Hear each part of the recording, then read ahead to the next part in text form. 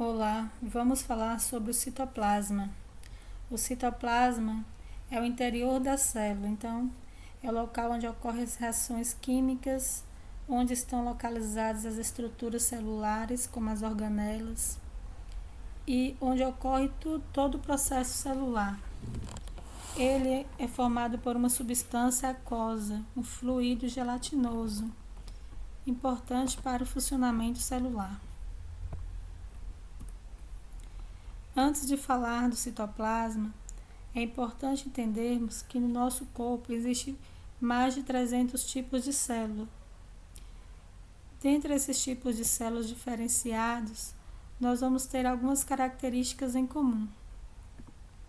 Estamos vendo aqui os glóbulos vermelhos, as células epiteliais, as células musculares, espermatozoides, células ósseas, óvulo, neurônio. Todas essas células são diferentes e especializadas em alguma função, mas elas vão compartilhar ao menos 3 características que nós vamos ver aqui agora. Todas elas vão ter em comum a membrana plasmática, o citoplasma e o material genético. Qual a função da membrana plasmática? Ela isola a célula do ambiente externo e controla a passagem de substâncias. Como nós já vimos anteriormente, esse controle se dá por difusão ou também por transporte ativo. No citoplasma, que nós chamamos também de citosol, é onde vai ocorrer as reações químicas para a produção de substâncias e também onde vai se encontrar as estruturas celulares, que são as estruturas capazes de produzir essas substâncias. Vamos encontrar também o material genético, que vai estar presente no núcleo, que é o DNA e o RNA, que é o responsável por controlar toda a célula, através da produção de proteínas. É importante lembrarmos também que esse material genético vai estar envolto por uma membrana, que nós chamamos de carioteca, só nos seres eucariontes. Então, vai ter essa membrana celular. Nos seres procariontes, não teremos a membrana celular.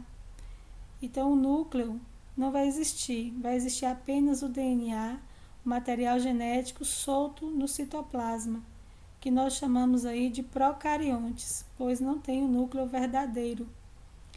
Quem são os procariontes? São as bactérias. O citoplasma, como nós já sabemos, pode ser chamado também de citosol, que é o nome mais utilizado atualmente. Mas ele também é chamado de hialoplasma.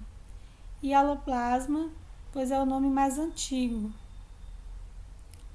Então, ele é um fluido gelatinoso onde ocorre a maioria dos processos metabólicos, que são as reações químicas para a produção de energia, pois a célula precisa de energia, e também para a aquisição de matéria-prima, produção de matéria-prima para o pleno funcionamento celular. Podemos dividir o citoplasma em 2 porções, em 2 locais. Temos o local mais externo e o local mais interno. O local mais para fora, mais próximo da membrana plasmática, nós vamos chamar de ectoplasma. E o local que fica mais internamente, próximo ao núcleo, nós chamaremos de endoplasma. Então, o ectoplasma ele é mais gelatinoso, tem um fluido mais grosso. E o endoplasma ele é mais líquido, ele é um fluido um pouco mais líquido. Tem como principal função aí o citoplasma a produção de substâncias, como nós já falamos, para o funcionamento celular, para que a célula funcione perfeitamente.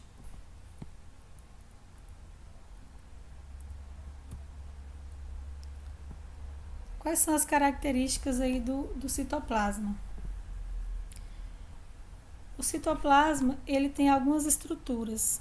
Essas estruturas são o citoesqueleto, as organelas citoplasmáticas e também algumas substâncias contidas ali de maneira temporária, como as proteínas, lipídios e pigmentos. Logo, o citoplasma é composto por todas as organelas intracelulares, né, que vivem dentro da célula, e também o citosol, que é a parte gelatinosa, que vai estar mergulhando aí essas organelas.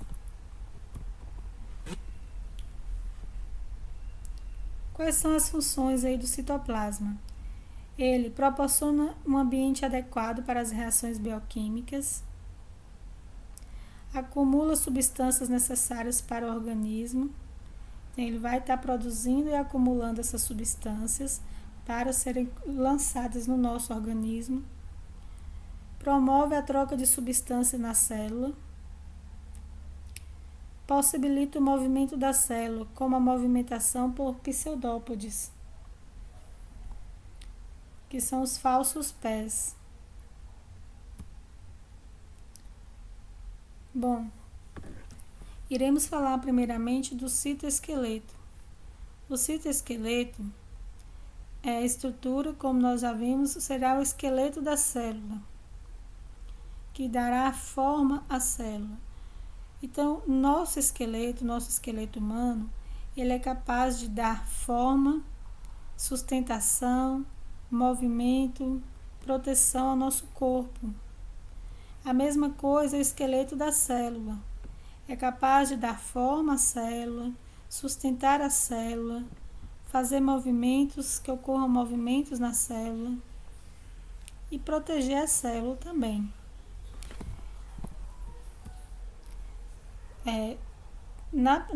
Nesse citoesqueleto, a gente vai ter uma organela chamada de centríolo. Centríolo porque fica no centro da célula. Então, é um par de cilindro oco, né? Vamos ter 2 centríolos, na verdade, que eles são cilindros ocos, que nós vamos observar aqui nessa imagem. Nessa imagem de azul, a gente está vendo um cilindro, e esse cilindro é formado de canudos, de tubos. Cada tubo é organizado em três estruturas. Então, temos 3 canudos repetidos 9 vezes. Então, eles estão organizados em 9 canudos, um atrás do outro. 9 trincas, né? 9 trios de canudos. Esses 9 microtúbulos, essas 9 trincas de microtúbulos, formam o centríolo. Mas nós precisamos de dois centríolos que vão estar aqui, como nós estamos vendo, 2 juntinhos, um ao lado do outro, formando a estrutura chamada centrosomo, porque fica no centro aí da célula. Para organizar a célula, onde a célula saberá onde será o seu centro, onde estará contido o seu núcleo e algumas organelas. Ele é importante porque ele vai participar da divisão celular. Porque na divisão celular, esse par de centríolos eles se separam, vai um para um lado e outro para o outro lado da célula, ajudando que a célula se divida ao meio. Então, pode ocorrer esses centríolos também nos protozoários, nos animais e vegetais inferiores, pois esses centríolos eles são responsáveis pela formação de flagelos, de caudas, né? Esses flagelos que vão dar movimentação, que vão se bater para que ocorra a movimentação, por exemplo, do espermatozoide nos animais. Os flagelos também vão estar presentes nos protozoários e vão estar presentes também nas briófitas e pteridófitas, que são plantas que possuem o flagelo nos seus anterozoides, que seriam como se fossem espermatozoides. Então, esses centríolos vão estar fazendo essa produção de flagelos e também a produção de cílios, como nós vamos ver aqui agora. Então, existem seres vivos que vão possuir flagelos, né? Que aqui nós estamos vendo os protozoários com flagelos, com essa cauda longa, capaz de fazer a sua locomoção de movimento. E alguns outros seres vivos que vão possuir cílios, que esses cílios também se movimentam, eles se batem para que ocorra também o movimento desses seres na água.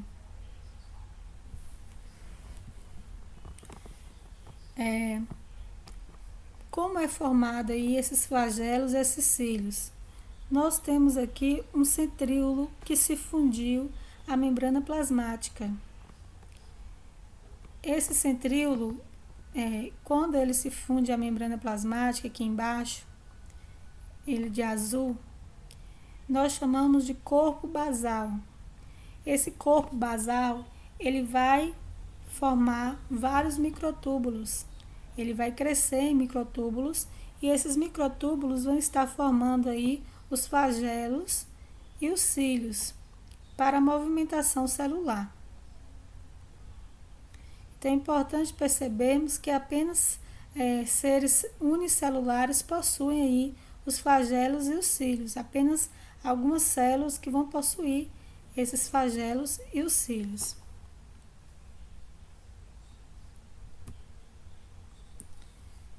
Então, além do centríolo, o citoesqueleto vai possuir aí algumas estruturas, alguns filamentos longos, né, que são finos, que nós chamamos de proteínas. Como nós já falamos anteriormente, tem os microtúbulos, que estão ligados aos centríolos, que são proteínas ligadas aos centríolos. Temos os filamentos de actina e temos também os filamentos intermediários. Todos eles juntos formam o citoesqueleto, né? Que são proteínas que vão formar fios que vão formar aí o esqueleto celular. Então, qual é a função aí dessas proteínas, desses fios? Manter a forma da célula, manter a organização das organelas, sustentar as organelas, vão ajudar no movimento da célula e também na adesão entre uma célula e outra. Aqui a gente está vendo a estrutura dos microtúbulos. Esses microtúbulos estão organizados de acordo com as suas proteínas. Por exemplo, a gente tem aqui microtúbulo que vai estar formado por alguns glóbulos, né? Algumas estruturas globulares, que são as proteínas desse microtúbulo. De verde, que nós chamamos de tubulina. Então, é formado por uma proteína chamada tubulina. Por isso o nome microtúbulo. Temos outro microfilamento, que é o filamento de actina, que é o menor de todo, o mais fino. Que ele tem alguns glóbulos. Esses glóbulos arredondados são as proteínas que nós chamamos de actina. Então, são os microfilamentos de actina. E temos também os filamentos intermediários, que são os filamentos de queratina, que eles não são formados por glóbulos, e sim por fios que estão entrelaçados, né? Estão trançados uns aos outros como se fosse um cabo de aço. Então, são formados aqui de queratina, os filamentos intermediários. Os microtúbulos são formados de tubulina e os filamentos de actina são formados de uma proteína chamada actina, que é a proteína mais abundante aí nas células dos seres vivos.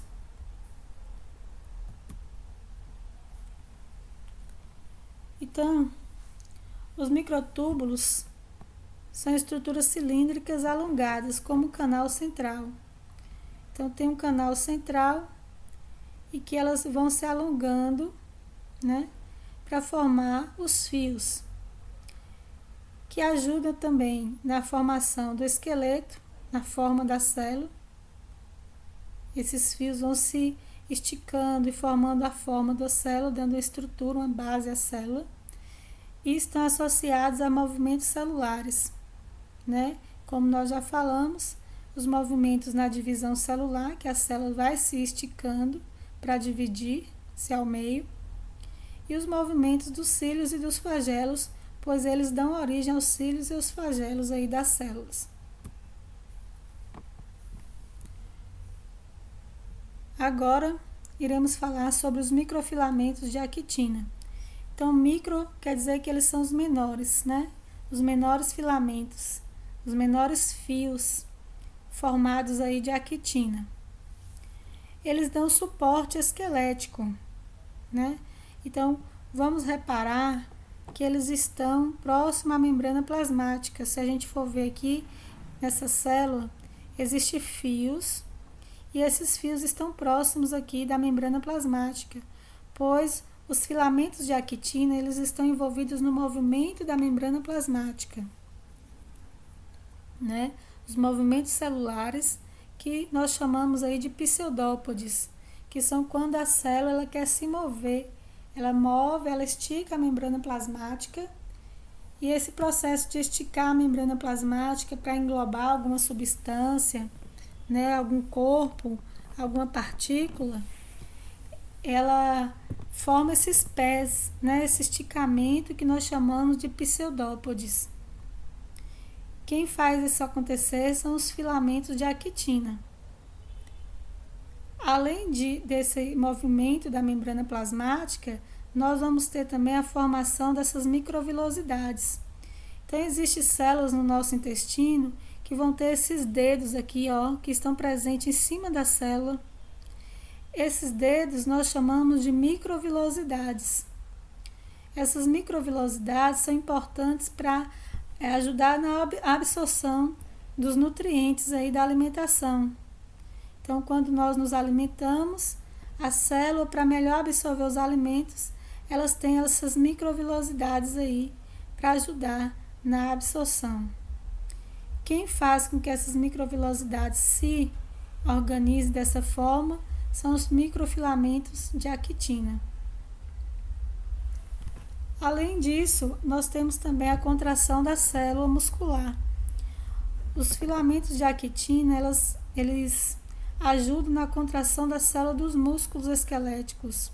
Então, o músculo, quando ele quer se contrair, a actina ela se desliza sobre outra proteína, que é a miosina, que vocês vão ver futuramente quando a gente for trabalhar a fisiologia humana, que aí vai haver um deslizamento de uma proteína sobre a outra, que é a actina sobre a miosina, e que vai haver um encurtamento aí do músculo, que nós chamamos de contração muscular, né? Nessa imagem aqui do lado esquerdo, a gente vai ver que houve uma contração, né, das proteínas.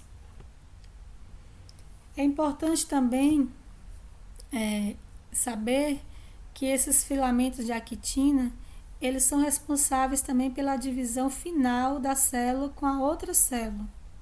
Então, nós estamos vendo aqui duas células do lado direito que estão se dividindo já no finalzinho. Para haver esse estrangulamento, esse corte total de uma célula para a outra, quem faz esse movimento de estrangulamento, de citocinese, são os filamentos de actina, que fazem essa divisão final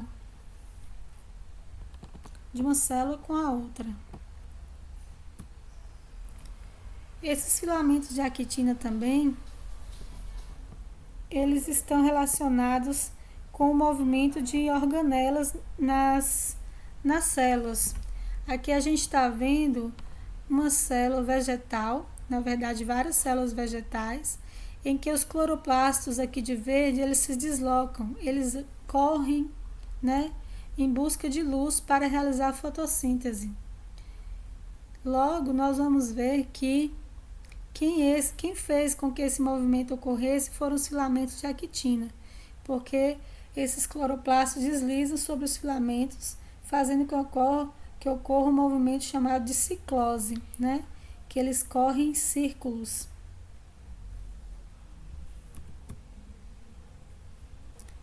Temos também os filamentos intermediários. Os filamentos intermediários, o nome já fala, eles são intermediários, são medianos, que são formados por fibras de queratinas trançadas, semelhantes a cabos de aço. Então, essas fibras de queratina, elas se envolvem todo o meio da célula, próximo à membrana plasmática, e estão comprometidos com a impermeabilização da célula.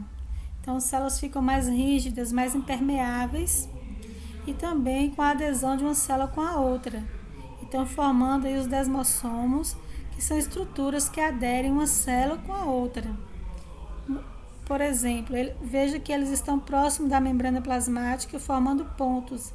Esses pontos vão ser pontos de adesão, onde uma célula vai estar grudando, se aderindo a outra célula, para que elas não fiquem livres, e sim fiquem formando um tecido celular. Esses filamentos intermediários são os únicos filamentos que não estão envolvidos com movimentos celulares, pois nós vimos que os microtúbulos têm relação com movimentos dos cílios, dos flagelos, da divisão celular. Vimos que os filamentos de actina também estão relacionados a movimentos, já os filamentos intermediários, eles não estão relacionados a movimentos na célula.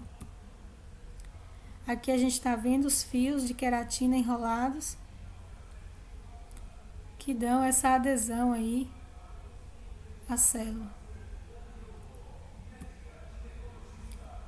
Aqui nós estamos vendo a diferenciação entre um tipo e outro de filamentos. Aqui temos os filamentos intermediários, que vão estar próximos aqui de uma célula a outra, grudando uma célula com a outra, formando uma adesão. Vamos ter aqui os filamentos, os microtúbulos, que vão estar surgindo aqui do centríolo, que está no centro, que está dando forma à célula, formando também os cílios e flagelos em algumas células e ajudando também na divisão celular. Vamos ter aqui os filamentos de actina, que estão próximos aí da membrana celular, dando movimento à membrana celular e formando também as microvilosidades em algumas células. Então é isso. Na próxima aula iremos falar das organelas citoplasmáticas.